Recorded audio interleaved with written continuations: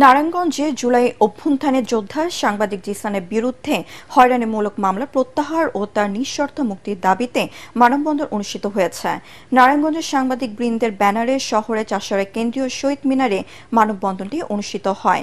এই সময় বক্তারা বলেন, জুলাই অভ্যুত্থানের আগে যেভাবে সাংবাদিকদের বিরুদ্ধে গায়েবী মিথ্যা মামলা দেওয়া হতো, এখনো সেভাবে মিথ্যা মামলা দিয়ে হয়রানি করা হচ্ছে।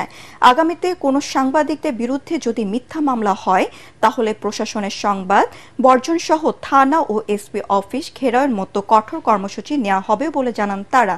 এদিকে নোয়াখালীর স্থানীয় দৈনিক সফল বার্তা পত্রিকায় প্রকাশক ও সম্পাদক অধ্যাপক লিয়াকত আলী খানের বিরুদ্ধে সংবাদ প্রকাশের কারণে মিথ্যা ও বানোয়াট চাঁদাবাজির মামলার প্রতিবাদে মানববন্ধন কর্মসূচি পালন করেছে জেলার সাংবাদিকরা।